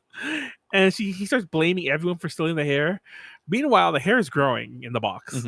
And you might be like, well, clearly this just happened yesterday if the hair is growing. But once again, they've been inconsistent with that. So I would not be surprised if the dad's been keeping this for 30 years. Tomie is not your favorite Redditor's hard magic system. These are little fairy tales built around the concept of a character, and I think we got to remember that. Yeah. So honestly, the part that creeped me out most is... you. Shut the fuck up. Man, I'm agreeing with her, and I'm a fan of hard magic systems. I don't know, man. You can't introduce this much lore and then be this inconsistent about it. But it's anyway. not lore. It's just stuff that's happening. I don't know, man. Clearly, we have different views of stuff just happening or lore. So, this is the creepiest part of the chapter for me. The hair is growing, and they like put it up to their head, and it like goes into their head, which also looks really funny because they each just have one hair for a minute. Yeah, but Chie, the girl's friend, starts putting like more hair into her and starts becoming more Tomie-like, and even seeing visions of Tomie. But Chie can only see very faintly and can't talk to Tomie like her friend does. Her dad's obsession continues over this missing box of hair, causing her mother to leave. When her friend comes over, her dad obsesses over her because she has the Tomie look now. Oh, you need to say the best part. You need to say the best part. So like the dad's all like, "You took her hair, didn't you? You took Tomie's hair." And the mom's like, "Who's Tomie? Are you cheating on me? I'm leaving." Yeah. So she goes to the daughter's room. It's like, "You, what's her name? Chia?" Yes. Like, "Chia, I'm going to my mother's. If you want to come, get ready now." And she's like, "No, I want to talk to Tomie." And then the mom's all like, "You too." I don't know why. I just found that so funny. Like, anyway, keep going. So when Chia's friend comes over, her dad obsesses over her because she has the Tomie look, especially the Tomie hair. And tries. Is that all, Manuel? Sorry, can I finish my sentence for once? Creepy. And tries. He literally like. What sorry, the panel where he finish reaches the up. sentence, Manuel. The panel where he reaches out behind her to grab her is so fucking creepy. Yes, Manuel, Like, I agree, but check please his let me hard finish drive. the sentence. So her dad tries to talk to Tomie through her friend, who flat out rejects him, revealing that he went through the same cycle of obsession and murder as almost every other man Tomie has encountered. Chie's mom comes home as she's putting more of Tomie's hair on her, causing her to place it on her face. She's rushed to the hospital, and we learn that the hairs have been digging into her brain. It's possible she'll survive, but her friend isn't so lucky. Dude, so this, what the fuck? Yeah. This really is the Uzumaki thing in a weird way, but when the hair just starts growing out of her face, and she becomes a big mass of hair, just all the hair comes out from inside of her. Yeah. That's it. That's the way it ends. That's actually a good chapter. So it's very Uzumaki-like, but yeah. So the moral of this chapter is don't get hair transplants. Yeah, don't do it. Don't be Elon Well, Musk. at least don't do your own hair transplant. See a professional doctor about that. Yeah, ethically sourced hair. If you're gonna get a hair transplant, don't use the teenage girl's hair that you found in your dad's room. Okay. B, I don't think you've done a chapter. Do you want to do chapter 12? Old people. Old people. Which one was chapter 12? Adopted daughter. The thing is, Shintaro my notes aren't as thorough. The Shintaro Kako chapter has old people. Oh man, not only are my notes not very thorough, but also now the page where I was following along with Tomie is also not loading anymore. Okay. So they think that there's rumors about this old couple. I actually don't remember this. The Hinatas. chapter. Oh, wait, I might. Old couple are adopting children and they all die mysteriously, which by the way they never explain. Oh, Like I'm confused if they're not eating them. Manuel, But, like Manuel, I'll get Yes? to it when we talk about it later. Later in this discussion, I have a theory that if I could ask Junji Ito one question, he'd probably just shrug but say, "Okay, yeah, that sounds about right." so the old people are like they keep adopting. Well, first of all, they're infertile, and then they keep adopting children, and the children all keep dying mysteriously. And everyone around town is all like, "Oh, the old people that they're eating them or whatever." And then they show like it actually starts with a clip of like somebody recounting the story where like a young woman's there and like their adopted daughter, and they're all like, "Oh, the young flesh," and they start like gnawing on her like with their like toothless mouths, and then they end up chasing her and then I guess eating her for real because then it just ends with like her screaming and them catching her and then like just eating her. But then we cut to them just really being sad, and I'm like, but I'm still confused. I'm like, are you eating them? Because anyway, while that's happening, they're all sad about this. They can't have kids. They have a slightly younger maid who's still pretty old though. The maid's all like, "Oh, The maid's name is Satoko, by the way. Oh, Satoko, another ko. They're like, I'll have your kids, lady of the house. Don't worry." And the lady's all like, No, we need someone young. Thankfully, I don't know if that's thankfully. When Satoko's wandering around, she finds a girl like passed out outside the window. Brings her inside, of course, and it's Tomie. And Yeah. Tomie is like, "Oh my, like a plane crash, and I survived and walked here." What? Moral of the story: I really, don't use a plane crash as an excuse for why you're an orphan. Car crash, a lot easier. yeah, exactly. That really is what she says, by the way. Mhm. And of course, everyone suspects it. And she I have no family, and they're like, "Oh, Mhm. well, I guess we have Have a to new adopt you. daughter." Yeah. They adopt Tomie and they spoil her and spoil Tomie. But as always, Tomie corrupts them as well. She tells Mrs. Hinata about the rumors, and she soon reports to Mr. Hinata that she's been bitten by his wife. This sends her spiraling until their longtime housekeeper, Satoko, she knows she's been working for like 30 years for them, bolsters her mood and convinces Mrs. Hinata to adopt her into the family as the daughter they always wanted. Mrs. Hinata then mysteriously hangs herself. I'm still not sure if this was Satoko's doing or not, but we'll get over that. Over the next 6 months, Satoko tries to poison Tomie, and going off this is where I think Satoko is the one killing the children, to try and weasel herself into the family fortune and house. That's where I think all their adopted children died. I think she poisoned them because she knows it kills them without a trace of foul play. Oh, yeah. I didn't think about that. Yeah, that is interesting. So, yeah, so this one has 2 villains. Yeah, interesting. But nothing works on Tomie. But one night, Satoko finds that Mr. Hinata has killed Tomie. He kills her and then himself. But as we know, Tomie recovers and inherits the mansion. Yep. By the way, we don't really see this Tomie again. I guess there is another mansion Tomie kind of later, but it's not the same one. Mm-hmm. It's like a little girl, but yeah. The next chapter's crazy. Yeah. Littlefinger. This is a good one. That was, by the way, the end of Volume 2. So now we're moving into Tomie again. Oh, yeah. No, this is the one. When I first bought the series, I don't think this whole volume existed. Or at least it wasn't translated yet. I know it existed, but I don't think in English. Because a lot of this seems new to me. Maybe I'm wrong. But anyway, doesn't matter. B, did you seem to be excited for this one? Do you want to cover it? Yeah. We've really been talking to ourselves. I don't like doing the synopsis. Oh, okay. I don't like doing the synopsis, but it's the older Tomie. Okay, Hiroya is the youngest of 4 brothers, and he's also the ugly one. One day his dad remarries, and guess who his new stepmom is? You get 3 guesses. Once again, first 2 don't count because it's Tomie. The other son's Curly Tomie. Yeah. Okay. Let's actually open with this first. Do you think? I mean, because it's a manga, you can't really tell. Is this an older Tomie, or did she just cut her hair, put on different makeup, put on a pearl necklace, and dress differently? I think she's supposed to be like only a couple of years older. I think this is older man marries new younger wife after. Did they ever say what happened to their mother? I don't think so, but maybe she killed her. Think so. Okay. But the thing is that Tomie always comes back like the same age. Mm-hmm. But does she age, or has she just never like survived long enough? They actually do kind of mention that later on. They do kind of mention the Tomie aging thing. Mm-hmm. But yeah, I guess I remember that. So this one was lucky enough to keep living. Yeah, the final couple chapters note that Tomie's age if they don't split up at some point. Yeah. Which also implies that there's like baby Tomie, not baby, but like children Tomie, because we do see children Tomie later on, kind of. So yes, the other sons all fall for Tomie, and apparently I think it implies that she has sex with all of them, and their father later kills himself. After that, the boys fight over which one gets to marry Tomie, but she's only interested in Hiroya because he's the one who doesn't want her. He locks himself away, and later his brothers isolate him even further until they kill Tomie and ask him to dispose of the body. On the way, he notices Tomie regenerating, and that his brothers have framed him for the murder, so he hides in a cave with a few of the Tomie fingers that he burns. They still eventually regenerate, and leave him except for the little finger, which appears disfigured. She claims to love him, and when he says he loves her, she reveals an unblemished figure and teases him for being into that before leaving him as well. Weird chapter.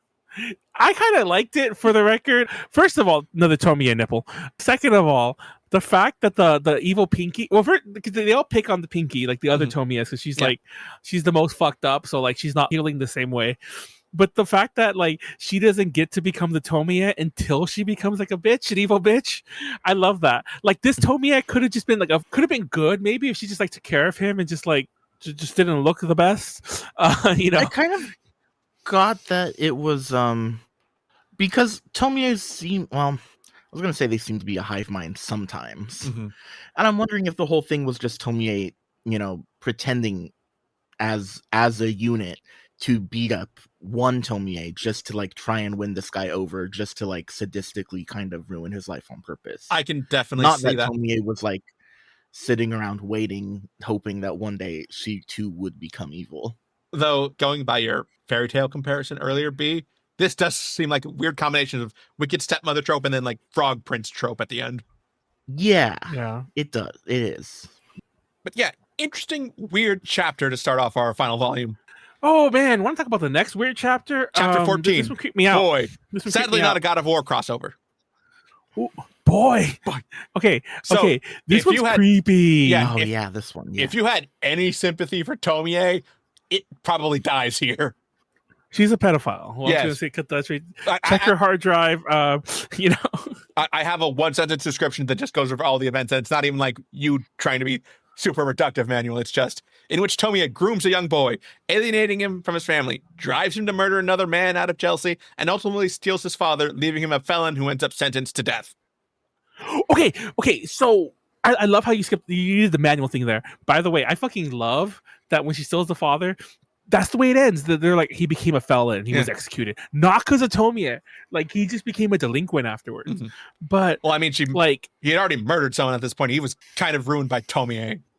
I don't know how much of this we can talk about, but like, it's creepy because like he finds her all cut up and naked and whatever, like in the water, and he starts coming back to her. He ends up taking one of his mom's dresses and giving it to him, and then I kid you not, they just start making out, you know, while he's in her lap, and I'm like, what the fuck? Yeah.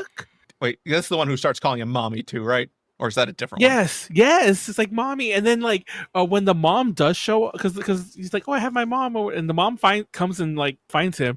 She starts like kissing him, like just kissing him in front of the mom. And I'm like, what the fuck is happening?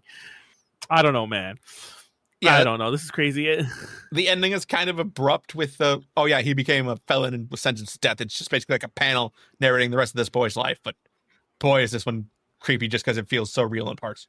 Yep. I don't know, man. Honestly, this is the creepiest chapter because suddenly Tomie is she's one of those. She's on the list, if you know what I mean. Let's move on. Yeah, man. I think we need to drink some stuff to forget about this. So let's move on to chapter 15, Moromi. Which one's this is the sake one. Yes. First of all, I don't even like this deserves just a fucking short chapter because nothing matters.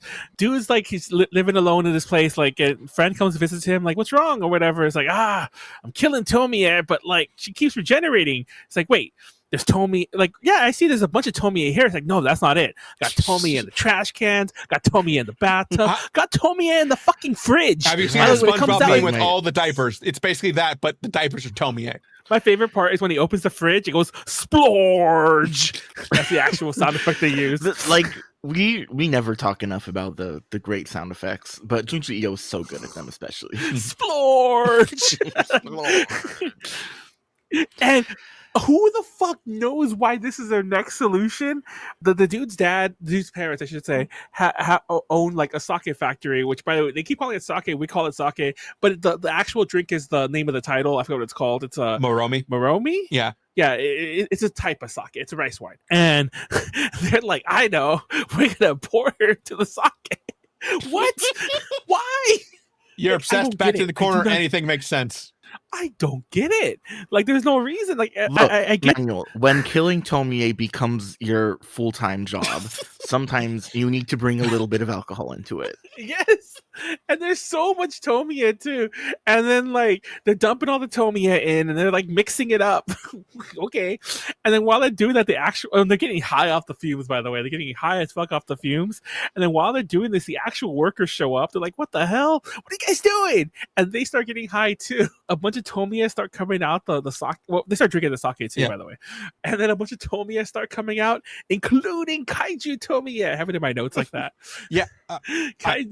I like there's a 4-panel strip of just like Tomie's emerging from the sake that I really like. It's like one of my standout like sets of panels just because of the way they slowly go across the panels. And like, as you read it, it just gets higher and higher.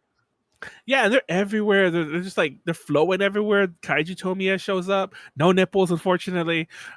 And then it turns out whether or not the Tomie just want the liquid Tomie, I don't know. The T1000 Tomie just wandered off. I don't know. But it turned out they were all just hallucinating still, and they're still making the Tomie. But then while they're mixing it, they see Tomie's face, and that's pretty much where it ends. Yeah. It's kind of a nothing ending, but the rest of it was fun enough that I'm like, I'm willing to accept it. It's a very comedic horror chapter. Yeah. Which after the last one probably needed. Yeah. Yeah. Oh man, the last one, man. Whew. Anyways, next one's about the baby Tomie. Yeah, babysitter. Erita is hired to babysit a couple's daughter, Marina. But there are 4 strange things. She's locked in a room with the baby. The baby loves the color red, especially fire. And finally, the baby looks like a heart that grew a face, aka she's Tomie. We never learned this, but where the fuck did the parents get that? Store? Scene of the crime? Yeah, I mean, like, but mind you, they're both obsessed with it. So I'm confused. I'm like, did Tomie like, what? I have questions. Maybe they found it on a walk. Maybe they found it after, committing arson. We'll get to that. Also, speaking of which, this is another chapter where the growth of Tomie is very inconsistent. Earlier, they grow in like minutes. Here, this has been long enough that they've had other babysitters apparently, and she's still here for a few days or maybe weeks. I don't know if they gave it an actual time frame. So, but yeah. Yes, after being locked in there for days, Erita learns that the parents have been arrested for arson to make Tomie happy, and Tomie reveals her true nature. She berates her caretaker and tries to get her to shed blood, but ultimately Erita turns on Tomie before ever fully falling for her tricks. Too many F's there for me to properly say that. Needed to go back to elocution lessons. But yeah, she notes like there's the beautiful crimson of her own blood that's being spilled. Okay, this chapter isn't bad. It's very just filler. But in my notes, I have it perfect. Twisted couple have baby Tomie, kidnap babysitter to watch her. What you think happens. Because like there's nothing surprising here. It's not bad, but it's a very by the numbers. Everything you think's going to happen happens. Yeah, I can see that. Next one's pretty better. Next one's a lot better. I think it's the last one that's like episodic. Yeah. Gathering. There's parts of this that are included in Tomie versus Tomie, once again, to go into the movies. But this one involves a dude whose like girlfriend, who is not Tomie, by the way. His girlfriend's dead, and he's sad, and he like can't get over her. Okay, Manuel. His name is Umehara. Yeah. Her name is Naoko. Oh, I guess the Naoko. I have the Naoko in my notes, but Umehara, whatever. So like he's chilling there, really upset. His friends are like, "Bro, you need to get out. You need to like go do something. Like this isn't healthy. Naoko's been gone for a while. Blah blah blah." It's like I know. I'll take you somewhere. It's a gathering, and we didn't actually say that. I just wanted to throw in the title. And the gathering. Honestly, I thought the gathering was a bunch of Tomias. I thought we were gonna get to see like all the naked Tomias again, like from that village, like 10 chapters ago, however long ago that was. But no, Manuel, does the gathering everything just boiled down to you? To can I see naked women here? Yeah, pretty much. The gathering. I mean, isn't that all of life? Well, Manuel boiled down everything to that. Anyway. B, sorry, did you have something to say? It sounded like you were about to say something. Yeah. Oh, did you? I was making fun of Manuel. Okay. Oh. You know, I don't know how well thing my that everyone does. up. Do you want to talk about this one, about the gathering? All the Tomie, the cult of Tomie? Yeah, Tomie basically has a cult and wants Umehara as her newest toy, but he's still too dedicated to Naoko to fall for Tomie's charms. He goes back to his... the record, he never falls for her charms. Like, that spoiler alert, but he doesn't. He goes back to his place, but the cultists come to kidnap him. Tomie both abuses him and makes him look special enough to the others that they all start to revolt and try to kill Tomie. Umehara, being a kind soul, tries to save her, but is way too outnumbered. He reports this to the authorities, but by the time they get there, everything except blood has disappeared. The only reminder is of this entire situation is that Tomie and the cultists now appear in his dreams of Naoko. I really appreciated the callback to the constant usage of caviar and foie gras as the type of fancy food she wanted to eat. And now in this chapter, she's just sick of it. I also want to point out when Tomie is getting really mad that the dude doesn't like her, and she's kind of getting done with the whole situation. Wait, what'd you say about the foie gras? That she doesn't like it anymore? Yeah. Sorry. Yeah, she's sick that of wasn't it. what I was going to say, but you took my next one. Yeah, that was my next one that she stopped liking it. Sorry. Anyways, but what I like about this one, where she's like bored about like what's his face, Umehara not liking her. Umehara not liking her. She's like, I'm bored. Entertain me. And two of the guys are like, I have a skit for you. And they just start making out. I think they're like trying to do some kind of play or some kind of romantic skit. But obviously they're only dudes. Like a cult that'll do improv for you. Yeah. Also, the cult, we call it a cult and everything, but they don't really have like a meeting place. It's like an apartment, like in a building. I mean, I'm sure some cults start that way too, Emmanuel.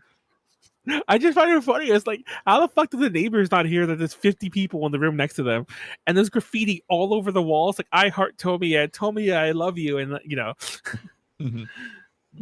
Also, I wanted to point out now before I forget, because by this point I believe it was no longer in monthly Halloween. Yeah, this is in Nemawiki. All these chapters are noticeably shorter than the ones that came before.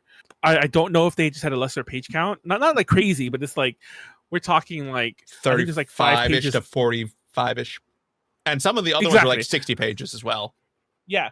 So like I'm not sure why that is. I wonder what monthly it was called monthly Halloween, right? Yeah. So I guess it's monthly. I was like, was that a quarterly? I'm like, okay, man, don't fucking read. But anyways, Passing Demon. Yeah. Chapter 18, the start of our final arc. Hey, we get a Tomie with a different name. This one's Ayaka. We talked about that earlier, but it's not what you think. Yes. Thanks, Manuel, for spoiling it. She visits a boy named Yukio that her older sister Yasuko has a crush on, and she claims to have claimed him despite being, I think, 8 years old. If this weren't Tomie, I just have taken as a child's imagination of what love is supposed to be like. Moving on. Turns out that there are multiple Tomies in this neighborhood, all belonging to different families, and no one's sure why until Ayaka's mother remembers that all 3 Tomies were victims of a series of serial syringing. Oh, cool. I got that one out correctly. Serial syringing. That's a great way to a phrase guy that. just running around town stabbing children with syringes. And it was only after that Ayaka started to look like Tomie. 2 things before we go on. One, I love when the reveal when they find the first of the other Tomies. It's the rich one, because I thought that was funny. One of them's rich, so like mansion Tomie, but she's born into the mansion. Also, the man who did the syringing, it's just like he's scarred up. You see his hands. You don't really see his face that much, but he's all scarred up and he's like all in black. He has a trench coat and like a hat. Yeah, you know. The Tomie faces all go to war with one another. Ayaka sends multiple boys at the others, hoping to claim the title of the town's true Tomie. This sends the town into a state of panic, and one of the few people going out is Yasuko. As she's sitting on a park bench, the mysterious man who syringed Ayaka asks her to protect the girls. Why? Because he injected them all with Tomie blood to make them into original Tomies, ones who hadn't split before. Because it will apparently allow them to grow old, and he wants to see her vanity destroyed as she's faced with the prospect of aging. So there's 3 Tomies, and there's Ayaka Tomie. I forget the other names. It doesn't really matter. Ayaka Tomie is the one that matters for our story. There's her. There's Mansion Tomie, but the other one is wild because the other one looks so different from Tomie that we've seen so far. She gets killed first, by the way. Spoiler alert. But she has like 2 little pigtails. I'm like, what the hell? Like, since when does Tomie have like another fashion sense? And she looks kind of goth because she's like when we see her, she's like in all black, like a black dress. Yeah. I mean, this was the early 2000s. Also, you didn't mention the part when, like, meanwhile, all of this, the dad's really upset because he thinks that the wife cheated on him. Yeah. Because he's like, she doesn't look like us, me or whatever. Like, what the hell? Did you cheat on me with the mailman? Sister says, yeah, with the mailman, he's all getting progressively more drunk. Yeah, and that's actually part of it because like he no longer works, and now the burn guy is taking care of them. But first, the next chapter gives us starts with the backstory. Well, B, do you have anything you want to say about the chapter before we move on to the middle chapter? So what's your thoughts on this first part of the final arc? Okay, this is fun. I like the shadow guy, the creepy. He's a very fun little antagonist sort of creature. He might be a Darkman. What? I don't know what you're talking about. The movie. You know Darkman? It's one of Sam Raimi's movies. Anyway, it's a superhero movie. Anyways, that's not Spider-Man. Okay, I recognize. Okay, I get what you mean. Is that all? Say then we'll move on to chapter 19, Top Model. Yeah, let's move on. Rio, Top model. Koizumi is a world-class supermodel who can sleep with just about any woman he's set his eyes on. And now that woman is Tomie. A photographer he works with has been scouting her, but because of that whole, demon face in photographs thing, she refuses to be a model. His vanity and Tomie's clash, but he's still obsessed with her, as most men become. One day, she insults his looks, calling him unworthy of how beautiful she is, and he returns fire, saying she can't hold a candle to some of the supermodels he works with. Ryo is attacked by a man on the street. I assume Tomie sent him, and the attack leaves him with a large scar, ending his modeling career. He finds Tomie, takes her back to his place, and slashes her face in revenge. The next morning, he's shocked to find just how quickly she's healed, so he cuts her up even more. That just causes even more Tomies to grow out of her. Eventually, he burns down his apartment to kill Tomie and becomes a mysterious figure from the last chapter. He escapes to the woods where he finds one more Tomie before the story cuts back to him, revealing he's been telling this story to Yasuko still on the park bench. Yeah, very Forrest Gump moment there. But also, I don't know if it's fully implied, if I'm just reading too much into it. But, like, is he a Tomie hunter? Did he, like, kill all the other Tomies but these 3? That's probably not what going on here. But I feel like that's kind of implied by, like, the fact that he killed another one right away. That I'm like, this dude is probably, like, killing a lot of Tomies. Also, I'm surprised he does mention here and there that he's wary about, like, getting too obsessed with them.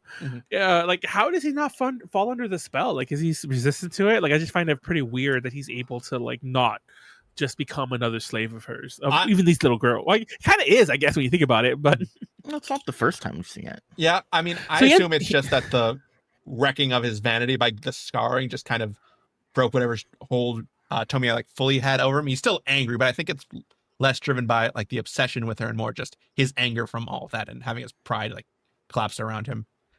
I think Tomie as a figure is very much like an embodiment of, I don't know, lust, vanity, pride, all kind of mixed together and how they can make you obsessed. Yeah. So the assassins start fighting each other, like, or trying to kill the Tomias, obviously. Mhm. By the way, a headband girl, that's Ayaka. Goth pigtail girl, that's Mai. And then rich girl with no headband or pigtails, that's Miho. Mhm. They're all fighting over the years. The dude is all like, "Oh, I need to make sure Ayaka lives. Here's money, sister." I forgot her name. They keep breaking into the house. The dad's useless. The mom gets killed by one of the assassins because, like, and it's funny because when the mom gets killed, the dad's just drinking. He does not notice or care. And the dudes don't kill the dad. They even burn down their house. Mhm. So like the man has to like start paying all the living expenses. The burnt man. Mhm. By the way, the burnt man. I'm just gonna cut ahead and say this because, like, I think it's kind of implied because he breaks up the fights a lot, the assassins fights. It's kind of implied, but they don't really mention it till at the end. He actually he's not picking Ayaka because she's special. He's doing this to all of them. Yeah. I don't know if he wants them all alive to get them all old, or he's just like hedging his bets that like make sure they don't all just like Mexican standoff and just all kill each other one day. But he's going to the other family like, "I'll take care of you," or to the other people like, "I'll like protect your daughter or protect your sister," whatever the fuck. Yeah. So he's playing all the sides. We're just only seeing the Ayaka side. Meanwhile, as they get a little older, poor goth girl's the first to go. Yeah. Mai gets taken out by Ayaka. Mhm. By Ayaka, right? I want to Yeah. make sure. Yeah. Ayaka takes credit for that. And Ayaka Yeah. does grow up into a young adult Tomie with all that entails, especially refusing to be trapped inside when she could be tempting young men towards dark fates. Even her own father gets tempted, only to be met with a knife in the back from Yasuko. Yes, isn't that wild? Yeah. Because, like, going back to crazy shit, out of nowhere, there's a scene where in the middle of the night, he's like, "Finally, I've been waiting for this." And I'm like, whoa, Junji Ito, sir. Please. I don't know. There was that scene earlier to trip me the fuck up. And Yeah. then the little boy, and now this. I'm just like, whew, man, this manga, man. Yeah. They are also constantly moving to try and evade assassins. So in their next place, Ayaka gets attacked by another assassin for the rival Tomie and gets her face scarred horribly. Yasuko worries this means she'll start dividing, ending Ryo's revenge scheme. Ayaka then disappears for a month, so she almost just concludes she's dead or, dismembered enough that she probably regenerated in that time. But she reappears, having killed the final Tomie and taken her house. Not only she took over the mansion. Yeah, because she looks exactly like the girls. She said, "Oh yeah, I'm that girl, so this is my place now." It's kind of annoying that we don't get to see her kill the other Tomie. I feel like that was just a big cop out. Mhm. Like, I wonder if he just had to finish this really fast Mhm. because this moved a lot faster from this last chapter. Yasuko But becomes now the maid, becomes a maid for Ayaka Tomie. Eventually, she and Ryo decide the only way to contain Tomie Ayaka is to seal her in a cement cube that they leave in the house as they grow old over 60 plus years. When they finally go to break hold on. You're jumping ahead. Before they do that, they tie her up. Yeah. And while she's being tied up, because she's stressing out, another Tomie starts to come out of her head. Mhm. And that's when they realize, the thing we already know, they could just come out and do it Yeah. on their own. Yeah. So the dude starts like beating it back into her head. That's my favorite part. The dude's like, "Get back in there." No. Yes. No. But after that, they seal her in a cement cube and wait 60 plus years to crack it open, by which time they're too old to do it and it takes much longer than it should. What? Oh, the sound effect. Yeah. There you I go. forg- When they finally go to break it, Ryo thinks he sees an old and ugly Tomie, but Yasuko sees nothing except for a crack through which it seems Tomie escaped some time ago. I love that this is like the future. This is like 2050 or something. Like, I want to look outside. Is there like flying cars or like, It's got to be 2060 like 2061, 2062, judging by the fact that Ryo had a cell phone even back before he got all burned. And like a modern, I guess not a modern smartphone, but like the prototypes of like the early 2000s phones. I like the idea that they tried this way in the future, but I'm also think that's a cheap ending that she got out through a sound. I'm like, what, Tomie is a sound now? I would have liked it better if she just like if they just showed her worming her way out or something. But I'm like, that doesn't make much sense. Like, if any of the lore, like, I don't get it. Like, I get that she might have left through a sound, but why isn't her body still there? I don't know. The ending kind of just left me more confused than anything. And this is the end, by the way. This is it. This is all the Tomie we get forever. I also want to point out that going back to the whole movie thing, even though there is an arc that even though there is a movie that adapts almost all of this, there is I think in the third Tomie movie, one of the ones that involves the dad being obsessed with Tomie, like the dad of the friend, they try to lock her in ice, and like the exact same idea. They're like, we're gonna lock her in ice, she'll stay here forever. First of all, ice melts, you dumbasses. But second of all, they lock her in ice for like all of an hour or two before like the dad breaks down. So I just love that. Like, I'm like, why didn't the movies do the cement thing anyway? Mm-hmm. But yeah, that's the end of Tomie. Worth noting that it's not the end of Tomie exactly, because he's done a few, like two more chapters since then, but we didn't read those. Mm-hmm. And he may continue to make more. Yep. There are other Monster of the Week ones. They're not, or, Tomie of the Week. They're not like another arc like this. It's not like he does another 3-parter. Well, no, but that's the majority of Tomie. Mm-hmm. The version we read is available as, I think, is it called the Tomie Masterwork on the Viz app, available on iOS. I think it's on Android as well. Yeah, it's printed to one of the Viz hardcovers. Mm-hmm. I think A to J. I think either myself or Sylvia or somebody reviewed this a long time ago. I had it for a hot minute. Viz sent us it like, gosh, like year 2 A to J, like ages ago. I can't remember who the fuck reviewed it though, but there is a review of this somewhere on the Tomie website, tomie.com. A to Tomie connections, but I'll try to find that and link it. I'm curious what the fuck I the do review have said. it. I read it digitally this time, but I have read the hardcover one too. Manuel? Yes? I looked it up just to see exactly where it leads. Do you want to know where the Tomie.com leads you to? What? Is the Tomie de Paula Art Education website. You can find all Tomie de Paula's like works, like and information on him. He's a children's book author, but his name is spelled like Tomie. Like Tomie? Tomie, yeah. Yeah. If you ever heard of Stregonona, he wrote those. I know him because my mother was who's elementary school teacher for the Holy Giant. Mm-hmm.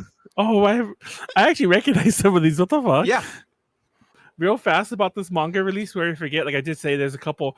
There is a colored version of her coming out the tub. It's not the one I'm thinking about. There's a color one that I've seen elsewhere, but in the afterword, it talks about 2010 Junji Ito talking about this. When I already mentioned the thing about the movie coming out like 10 years after it was first supposed to. One of my favorite things is that when he was first like making money doing manga because of this taking off, that he went out and bought a lot of lottery tickets, and then they all lost. Like he thought he was on top of the world. He's like, oh man, everything's coming up Junji Ito today, and everything went terrible. Apparently, everything else in his life apparently was horrible, like horrible bad luck. Should have just. I wonder how much money he made as a dental whatever he was. That he decided to switch over to manga, and then was like, oh man. I mean, wait, there's this. Manga has a very good history with people moving to that from medical practice. I mean, it all started with Tezuka, at least. It's funny. He's a doctor? Tezuka was the doctor. Oh, is that why he actually is called a doctor? I didn't know that. I know this sounds like I'm making a joke, but I did not know that. No, I didn't know Tezuka was a doctor either. If you want to talk about other dentists becoming artists, I've mentioned this, and if you come to some of the decade J-pop panels I do, the musical group Green with like GR and then like 5 E's, I think it's 4 E's actually. They are all practicing dentists, and they're also like giant, huge pop stars in Japan. I forgot about them. And nobody knows who people suspect. If you go on Reddit, you'd be like, oh, well, this is one of them. But nobody really knows. They don't reveal themselves. But yeah, they're all dentists. And I'm like, dude, you could be getting your teeth like worked on by Junji Ito or like one of the members of Green. Probably not Junji Ito anymore. I'm sure he no longer practices dentistry. Yeah, I don't know. I like where this went manga wise, I guess. When I first read it, and I still do now. Don't get me wrong. Part of me will never not like Tomie. But I feel like if I was reading this for the first time, like within the context of the show, like if I just had to, if I actually read it for the first time in 2025 right now, I might not like it that much. I did read it for the first time for this show, and I really liked it. Yes. Oh. I only knew Tomie before this from I think the 2-part OVA that was done for the anime from like 2017, 2016. So I knew like the basics. I knew there was like a regenerating girl who drew people into like obsession and to murder her. But that's all I knew. So I hadn't read any of these before. It's funny because I came from the opposite way. Like I already mentioned, I saw the movies first, like years ago. Like really young Manuel saw those movies. Like, geez, like 18-year-old Manuel watching those. And then when I read the manga a couple years later, it felt like going backwards. And I was like, oh, this is kind of rough around the edges, but I like it. Like, like reading like a weird novelization of something. I still prefer the movies to some way. Like some of them are really iconic, not iconic, nostalgic to me. Yeah. Like I said, like the first, I do not like that made for TV one. It's like it's so low budget, it hurts. It looks like something I could have filmed if I wanted to, which I guess has its own charm. But it's funny because the first one gives me very like Manuel would hate this vibes. Okay, well, I don't know how well versed you are in horror movies in general, but that first one, like it's very much like the first few minutes, the whole section where he's carrying her head in a basket. That's all a reference to a movie called Basket Case. Where and when he opens up in that one when in Basket Case when he ends up opening it, it's like this deformed conjoined twin that he separated from himself, the guy. And there's a lot of Basket Case vibes in that first movie that I think you will miss if you don't know Basket Case. So you probably I forgot. I was actually planning to watch Basket Case. You're doing the wrong Basket Case, JD. I heard you doing it. I was wondering how long it would take either of you to comment on it. Yeah, it was a little too like for me. The sound hasn't been too good, so I kind of just heard like humming, and I was like, "Huh, I don't know what that is." Yeah, for the record, I recommend everyone go watch Basket Case by Frank Hennoletter. There's like 3 movies. Only the first one's worth watching. The second 2 are very like jokey. He keeps saying he's gonna do a new Basket Case movie. The dude is still alive. He is like 80. Hopefully he does. Anyways, back to the movies. The first one's really Basket Casey. It's very generic in some ways. Like it doesn't adapt a lot of Tomie, but from then on, they're really good. They're very they're the only kind of slow moving horror movies I like. I really recommend. I was gonna say like it gives me like very mild Kiyoshi Kurosawa vibes. I was like, no way, Manuel likes this. Yeah, like I don't know, like maybe because it's, and mind you, I say this like, oh, because there's like it's girls, but there's no nudity in these movies at all. I don't think there could be, if you know what I mean. Anyway, but no, they're just good horror movies, and they work on different levels. Like I remember the Forbidden Fruit one. Mild spoiler. One of the things I remember the most, this sticks to me every day when I think of Tomie, and it's funny because I think this is the case for anyone else but me. There's a scene in that movie. I already mentioned that's the one where like Tomie and this girl fall in love, and like just girl love for most of it. And there's a lot of the elements there. Like she gives her coffee and she's like, is this instant? I only drink like the best coffee. And he brings her a rice ball. Is this rice ball? You don't have caviar. A lot of that comes up. And then eventually the dad falls for her, and that's where the whole frozen thing happens, like I mentioned earlier. And at the very end, the dad ends up dying. At the very end, she's writing in her diary about like the long lost love she had that summer, and she opens her desk drawer, and there's a Tomie ear in there growing. And I'm like, that's my Tomie like memorable imagery. And it's funny because I'm pretty sure no one else has seen that movie. Probably like dozens of people have seen that movie, and nobody in this podcast, obviously. Because whose favorite Tomie movie is the 5th one? You know what I mean? If the 5th Tomie film is your favorite, please contact us at reading@a-2-j-connections.com. That is 2 as in not the number, it's just TO. But yeah, it's I don't know. I just like, I love the movies. The manga's cool. Mm-hmm. I can't hate Tomie. I can't hate the anime though. The anime's trash. Oh man. No, the movie got me thinking again how Junji Ito doesn't get good anime adaptations, but he does actually occasionally get good live action adaptations. Mm-hmm. Yeah, like I remember when Uzumaki came out. Like I don't know how like well that movie is in retrospect, but Uzumaki was a huge deal when it came out originally. The live action movie, and so was Gyo, and obviously so were the Tomie movies. They made a ton of them. Yeah, the Tomie movies, very famously, like I said, they were known for like launching careers of all the actresses who appeared as Tomie, and there were a lot of big name rising directors too attached to them. And Japan's a little different than the US, where like a lot of directors aren't just horror movie directors, so they would get like big name directors to do some of these movies too. I was surprised. I know B mentioned earlier you were surprised Koji Shirashi didn't do one. I'm surprised Takashi Shimizu didn't do one. For some reason, I thought he did until I went back to look them up. I'm like, oh wait, he didn't do one. I just made that up in my brain. For those who don't know, Takashi Shimizu is the guy who is behind The Grudge, amongst a ton of other things. Oh yeah. But I thought he did one, but no, he didn't. He anyway. would also have been a pretty good fit. Yeah. Not Yeah, as good as they're Shurishi. I agree. That would have been a good fit too, but who knows? They stopped making the movie. I think the last movie came out like in 2010, and by the end, they all had diminishing returns. So like that film series is dead. There's like 9 of them. No, I know there was gonna be a the Quibi Quibi series when there was still a Quibi. Mm-hmm. I don't know if you remember that. I remember talking about this on UPZ briefly. I think it was even before JD, so you probably no one remembers that but me, who's here right now. But I was just like, please don't let this happen. Please don't let this happen. And then even when Quibi died, I'm like, please still don't let it happen. Because I forgot who bought all the Quibi content. I think it was there Roku. Was still talk of it. Yeah, there was still talk of it being made. And then of course it just went to development hell. I think if you go to the Wikipedia page, they still act like it's happening. Bro, it's been like 6 years. Give it up. It's not happening. They cast someone in it and everything. It's like it's. By the way, it was American. It was not a Japanese thing. And you know who I should make a Tomie movie? Who? Gore Verbinski. Gore Verbinski. That would be wild. Okay, we heard Manuel's thoughts. B, did you have anything to say that you haven't said yet? I love Tomie. It's Okay. a classic. It's one of my favorite manga. I've read it before. I'd read it pretty late or pretty far into my Junji Ito reading life adventure. It was far from the first thing I've read of his. But yeah, I mean, I've loved Tomie for a while, and it's a classic, and I'm really glad we finally got around to reading it. Mm-hmm. All right. And then, yeah, I also really like this too. I actually like this more than Uzumaki. I think Uzumaki kind of fell victim to having to make the same person, the same people, like the main characters for each chapter. All this said, okay, let's do one chapter with a completely different setting, a completely different like group of people. And I think that worked to its strength, doing like a victim of the week kind of thing.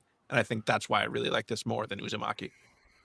Yeah. Also, I want to point out, comparing it to Uzumaki as well. Like Uzumaki. I don't think I read that one until this show. I don't remember anymore. That's a weird thing to say, but I think this was the first time I read it. But I definitely have read Tomie several times, and it was my first Junji Ito one. So it is yeah, it's probably my favorite of all the stuff he's written. So it's probably the only one I think is like a true masterpiece. Not to say I don't like Junji Ito, but you know what I mean. There's some of his shorts I think that maybe there's some one shots there, like Omigara Fault. Like it obviously the crack Fault's a big one. Wait, is that the one where it's like this is my hole that was made for me? This is my hole, yeah. A lot of people's first experience with Junji Ito, at least in the West. But yeah, Tomie is very like partly due, you can just see as like his first work, and there's a certain quality to it. And yeah, I don't know, just really like iconic character, iconic sort of type of character, and iconic style of like storytelling, I guess, for lack of a better way to put it. But yeah, it's very classic in that regard, and I love it. Also, before he closes, I want to point out two things. It is a huge missed opportunity that Burnt Model Guy was not Mr. Takagi, and I am mad at Junji Ito for not doing that. Yeah, that's what I originally thought it was. Yeah, I was going to reveal that earlier, and I wish I had, because I wouldn't have forgot, because I forgot it now. But you can try to put that in there later. Also, what was the also? Shit. Oh my god, I should have wrote it down. And it was something I really wanted to say. It had to do with something earlier that happened. I'm like, I didn't say it. Trust me, this episode's been full of I should have wrote it down for me. Yeah, it's fine. I mean, it teased what it teased. That's why I take very extensive notes as I'm writing or as I'm reading. I used to, and then my job became full time. Why wasn't he Mr. Takagi? I'm pissed. Fuck Tomie. Fuck Junji Ito. Yeah, I'm kidding. I love Junji Ito. Junji Ito's a great person. I mean, I don't know if he's a great person. He seems cool. A friend of mine, many friends of mine have met him when he was at Crunchyroll Expo, the first one, or the second one, I guess. But I didn't go that year. I'm sad. That was my birthday, and then the pandemic happened the next year, and I regret everything I did 2019. I'm sure Quibi does too, because that was the year Quibi signed the Tomie show, the Tomie show. Anyways, okay, so yes, Quibi. I guess we're wrapping up our first season here. Yeah. This really will probably good be a series to end on. Yeah, exactly. This will probably be a nice Netflix season. So don't expect us back until at least 2 years. Well, not 2 years, but like we'll be back in 2027 for like season 2. But yeah, that's it. That's it. So this would be the part where we reveal what we're doing next time, but next time isn't really going to come. It's going to there will be a special for like a wrap up of this first season sometime before the end of the year, but we don't have an exact date for that one yet. Probably in December. Probably in December. Yeah, in December we'll have it. Probably a nice end of the year thing. We'll talk about like our thoughts of everything. We'll rank everything probably. I'm gonna spoil it right now, but I think it's pretty obvious what my number one's probably gonna be, and it's probably Tomie. But then again, maybe I'll surprise you. And I'll put that big titty one again. I forgot its name. The big hero titty and assassin princess. the shy hero and the big titty assassins. Yeah, that's what it's called. That is not what it's called. I apologize, but yes. Anyways, yeah, that's it. That's been reading the wrong way. Season 1. Watch as soon as we end the show and it takes off, and then it takes off next year when we're not. Then we're gonna not have ready to come back. Yeah, we'll see what happens. Yes, but we'll come back if everyone demands it. Yes. If you've liked what you listen to, consider supporting us on Patreon, patreon.com/A2J Connections. Every dollar helps keep our website ad-free and helps us bring you content like this for at least next episode. One more episode is guaranteed to have. Follow us on our socials. And keep paying attention, and I'm sure we'll have more podcasts to come. Yeah, I was going to say, like, done a lot of podcasts podcasts over the years. Yeah, a lot of it's lost media, so you got to watch when it's there. So yes. Or listen, as it were. But yeah, consider following us on our socials. We are a-2to-j-connections.com. You can find us using A2J Connections on most other sites like Blue Sky and Threads. We are A2J_info on Twitter, A2J Plays on Twitch, A2J Connections, and A2J Plays on YouTube. A2J Connections is our main channel, while A2J Plays is for our video game content. Anything else I'm missing out on, Manuel? No, it says everything. All right. Thank you, everyone, for joining us for this first season and the final episode on Tomie. For A2J Connections, I'm JD. I'm Manuel. I'm B. And we'll see you in the last chapter.